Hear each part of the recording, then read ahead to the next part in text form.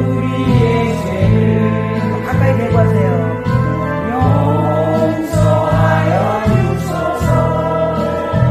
같이 하세요. 지난 나의 잘못을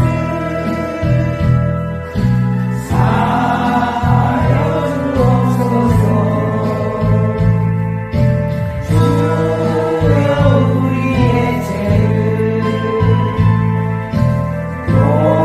용서하여 주소서. 지난 나의 잘못을 사하여 주옵소서. 아멘. 주여 나의 죄를 위하여. 이걸로 하세요. 하나님 안에요. 주여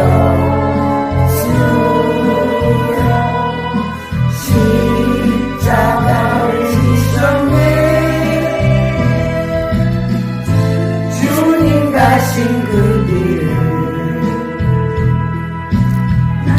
나도 걸어야 하네. 주님 가신 그 길을 나도 걸어야 하네. 주여 우리의 죄를 용서하여 주소서. 지난 나의 악물을 사하여 주옵소서. 주여 우리의 죄를 용서하여 주소서. 지난 나의 허물을 사하여 주옵소서. 주여 나의 죄를 위하여. 주여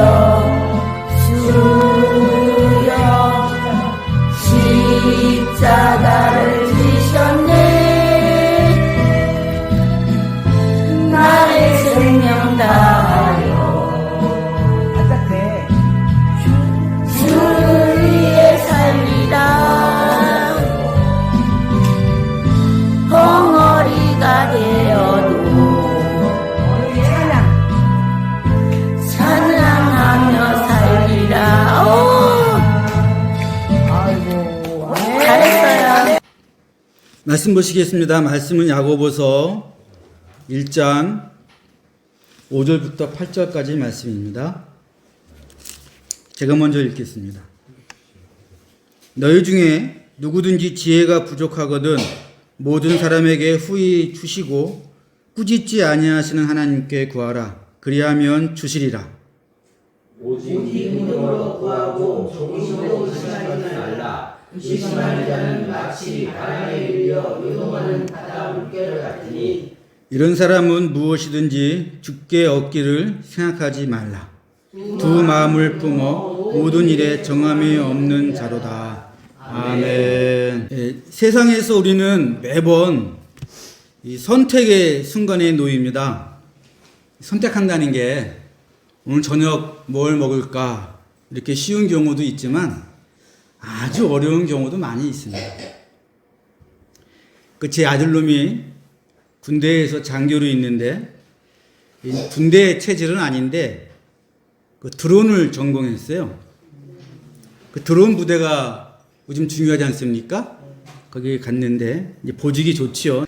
계속 군대에 남아 있으면 전공을 살려서 미래가 나쁘지 않습니다. 근데 얘가 이제 연애를 하고 있는데 사귀고 있는 여자친구가 아들놈이 계속 군대에 있는 게 싫다는 겁니다. 그래서 이놈이 제대를 하면 어떤 직장이 있는지 알아봤지요.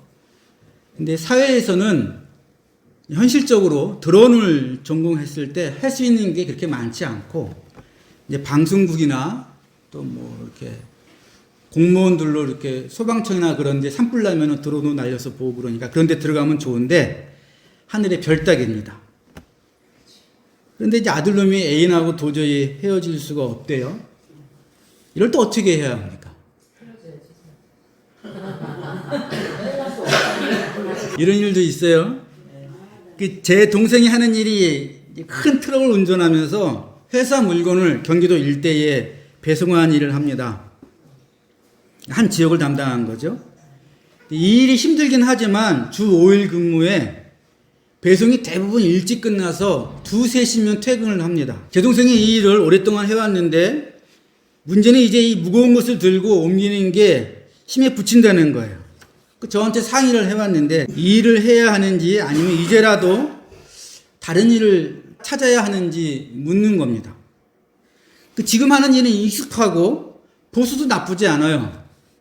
하지만 나이가 먹어가는데 계속해서 이 무거운 걸 힘이 붙여서 언제까지 할 수 있을지 장담을 할 수 없습니다.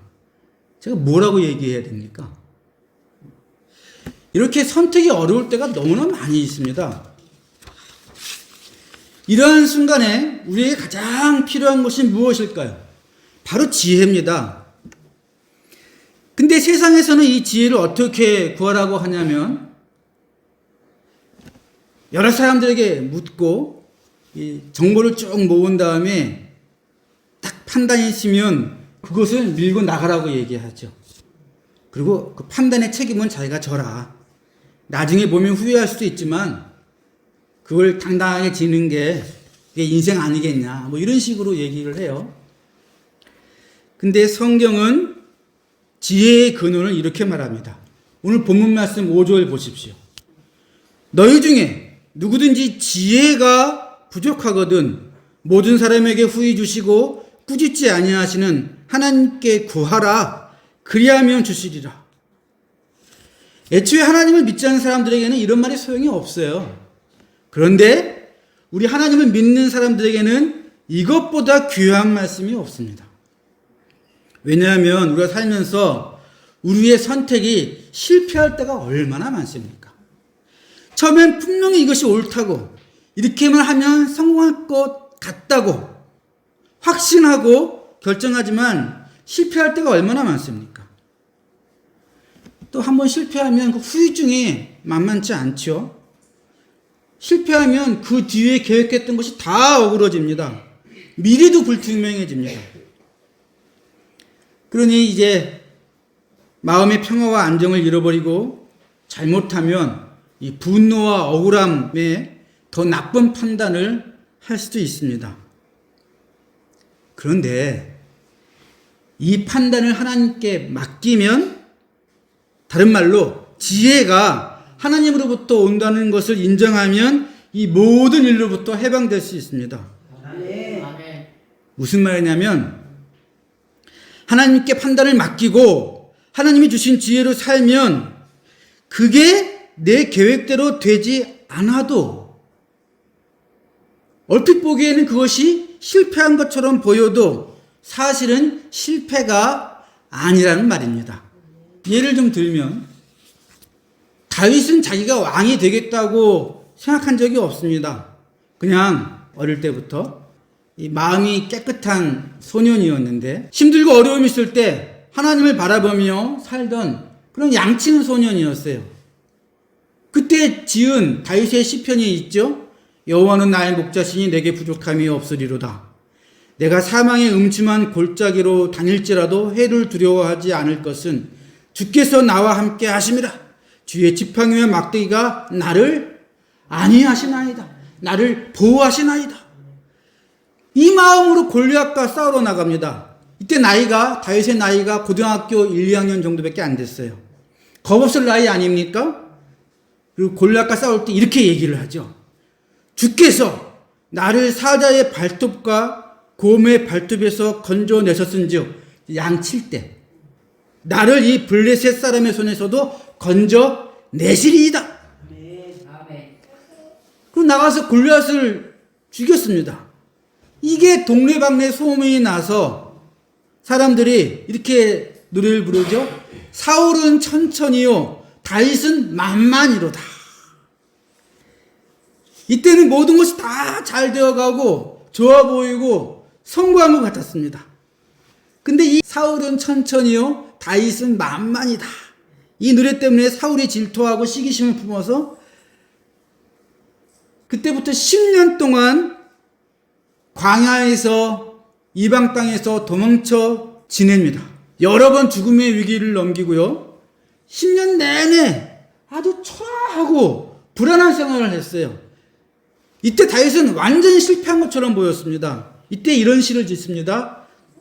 시편 142편은 제목이 이렇게 나와 있어요. 다윗이 광야의 굴에 있을 때에 지은 기도다. 그러면서 이런 시를 짓죠. 내가 내 원통함을 하나님 앞에 토로하며 내 걱정과 고민을 하나님 앞에 진술하는도다. 나를 아는 이도 없고 나의 피난처도 없고 내 영혼을 돌보는 이도 없나이다. 나의 부르짖음을 들으소서. 나는 심히 비천하니이다. 나를 핍박하는 자들에게서 나를 건지소서. 광야의 굴 속에서 언제 죽을지 모르는 그 목숨을 간신히 부여잡고서 하나님께 이런 기도를 드릴 때에 그의 인생이 성공했다 그랬겠습니까? 그것이 10년이었습니다. 완전히 실패한 인생으로 보였겠죠. 근데 결과적으로 어떤 일이 벌어졌습니까? 이 10년의 기간을 통해서 다윗은 하나님에 대한 온전한 믿음을 갖게 되었습니다. 하나님을 예전보다 더 잘 알게 되었고, 이 기간 동안 나중에 나라를 세울 때 크게 공을 세울 아주 유능한 여러 명의 훌륭한 부하들을 얻었고요. 그때 왕으로서 앞으로 해야 될 리더십을 배웠죠.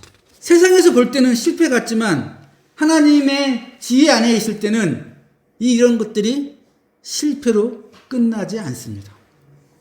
한 가지 예를 더 들어볼게요. 바울이 고린도 교회를 세우고 떠났을 때 바울은 실패한 줄 알았어요. 떠난 지 얼마 되지도 않았는데 바울한테 들린 소문이 이런 거였죠. 고린도 교회에 분쟁이 있고 시기하고 질투하여 서로 교인들끼리 싸우고 교회 안에 음행이 있고 은사를 남용하고 은사를 남용하는 사람이 자기가 잘났다고 뻗대서 교회가 아주 엉망이 됐습니다. 이때 바울은 자신의 심정을 이런 식으로 얘기합니다. 큰 환난과 애통하는 마음으로 많은 눈물을 흘리며 너희에게 편지를 쓴다. 이때 이 바울의 마음이었어요. 그 편지가 고린도 전서와 후서 아닙니까? 근데 여러분, 나중에 우리가 보니까 이 편지가 없었으면 큰일 날 뻔했습니다. 이 편지에는 교회에 대해서, 부활에 대해서, 사랑에 대해서, 은사에 대해서, 그 외에도 여러 가지 교회의 중요한 교리들이, 핵심적인 내용들이 이 고린도 전후서에 꽉 차 있습니다. 여러분, 이 편지가 없었으면 성찬식을 교회에서 한다는 것도 몰랐을 거예요. 그러므로 우리는 구하기만 하면 하나님께로부터 실패처럼 보이지만 실패로 끝나지 않는 하나님의 지혜가 우리가 구하기만 하면 우리에게 온다는 것을 기뻐해야 됩니다. 게다가 이 지혜는요, 후히 주시고 꾸짖지 않는 지혜입니다. 우리가 종종 무언가를 간구할 때 우리의 부족함이나 과거의 잘못 때문에 하나님께서 응답하지 않으실까봐 얼마나 두려워합니까? 사실 우리가 언제 지혜를 구하냐면 되게 우리가 부족하고 때로는 큰 실수를 저질러서 앞이 막막해졌을 때 그때 지혜를 구하지 않습니까? 한 번도 안 구하다가. 근데 막상 기도하려고 그러면 우리 마음에 사람이 염치가 있어야지 이런 생각이 듭니다. 근데 그거는 마귀가 주는 생각입니다. 하나님은 우리가 지혜를 구할 때 결코 우리의 허물을 들추어내서 꾸짖거나 그 허물 때문에 우리의 기도와 간구를 절대로 무시하지 않는다고 도리어 후하게 주신다고 말씀하십니다. 기꺼이 아낌없이 주겠다. 생각해 보세요. 우리가 우리 애들이 한번 실수하면 그 다음부터는 절대로 아무것도 안 해줍니까? 그런 부모가 어디 있어요?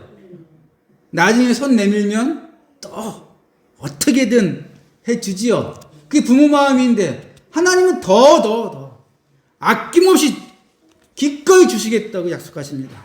꾸짖지 않고 간구하는 자에게 주신다는 걸 잘 보여주는 예가 요한복음 4장에 나와요. 요한복음 4장에 가면 예수님이 그 사마리아 성에 있는 수가성에 가거든요. 거기서 한 여인을 만납니다. 이 여인은 과거 5명의 남편이 있었고 지금 6번째 사람과 살고 있는데 남편도 아니에요. 예수님이 그것을 아십니다. 그런데 이 여인을 굳이 찾아가셔서 물을 달라 하시면서 이렇게 말씀하시죠. 네가 만일 하나님의 선물과 또 내게 물 좀 달라 하는 이가 누구인 줄 알았더라면 네가 그에게 구하였을 것이요 그가 생수를 내게 주었을 것이니라. 애초에 예수님은 이 여인의 갈증을 아시고 그 갈증을 치료하기 위해서 가신 겁니다. 이 수가성 여인이 6명의 남자와 살았다는 것은 과거에 이 여자가 자신이 살면서 느꼈던 그 갈증을 무엇으로 채우려 했는지 잘 알 수 있죠. 이 여인은 살면서 느끼는 갈증을 사람들과의 관계에서, 특별히 이 남자와의 관계에서 채우려고 했습니다.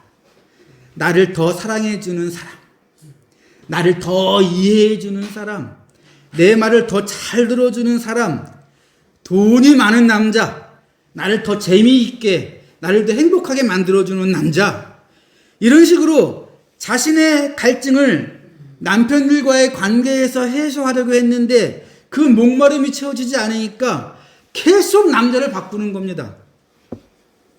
마지막으로 6번째 남자가 자기의 갈증을 채워주지 못하니까 그제서야 눈을 돌려서 예배할 분을 찾습니다. 우리 조상들은 이 산에서 예배하였는데 당신들의 말은 예배할 곳이 예루살렘에 있다 하더이다. 사마리아 사람들은 예루살렘에서 예배를 안 드리고 자기네가 한 산을 정해서 거기서 예배를 드렸어요.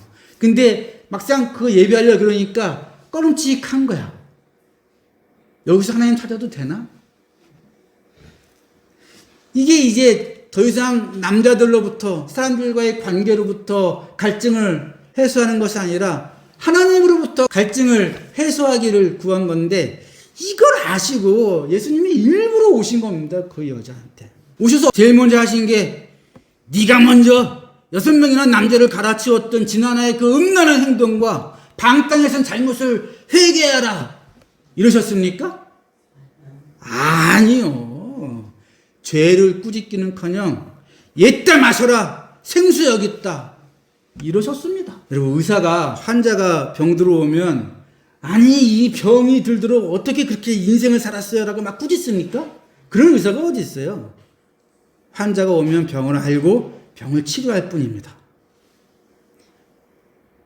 하나님은 더 제가 실수했습니다. 제가 제 생각대로 제 마음대로 해서 여기까지 왔는데 더 이상 안 되겠습니다. 도와주십시오 할 때 꾸짖지 아니하시고, 다 같이 한번 읽어보겠습니다. 1장 5절 시작. 너희 중에 누구든지 지혜가 부족하거든 모든 사람에게 후히 주시고 꾸짖지 아니하시는 하나님께 구하라. 그리하면 주시라. 아멘, 아멘. 이 얼마나 귀한 약속입니까? 이것처럼 귀한 말씀이 어디 있어요? 그런데 오늘 본문을 보면 하나님의 지혜를 받을 때 하나님이 우리에게 요구하는 것은 한 가지가 있습니다. 그것이 6절부터 8절까지 말씀입니다. 오직 믿음으로 구하고 아무 의심하지 말라. 의심하는 자는 마치 바람에 밀려 요동하는 바다 물결 같으니 이런 사람은 무엇이든지 주께 얻길 생각하지 말라. 두 마음을 품어 모든 일에 정함이 없는 자로다. 여러분, 기도하고 지혜를 구할 때 조심해야 되는 것은 의심입니다. 바람의 파도가 왔다 갔다 하는 것처럼 이랬다 저랬다 갈피를 못 잡는 것을 의심이라고 그러는 거예요. 기도하고 난 다음에 하나님이 정말 내게 응답하실까? 내가 기도한다고 뭐가 달라질까? 이게 갈피를 못 잡는 마음이 있는 겁니다. 여러분, 이런 의심으로 지혜를 구하면 지혜가 실제로 임해도 그 지혜를 따르지 못합니다. 이걸 성경은 또 뭐라 그래요? 두 마음이라고 그러죠? 두 마음. 내가 두 마음이 뭔지 한번 생각해 봤어요. 두 마음이 뭘까? 이런 거예요, 두 마음이. 내 일은 주님께 맡깁니다. 이렇게 고백하는데, 그 고백하고 난 다음에 자면서, 어떡하지? 잠이 안 옵니다. 계속 걱정하고, 초조하고, 불안해서 잠이 안 와. 이게 두 마음인 거예요.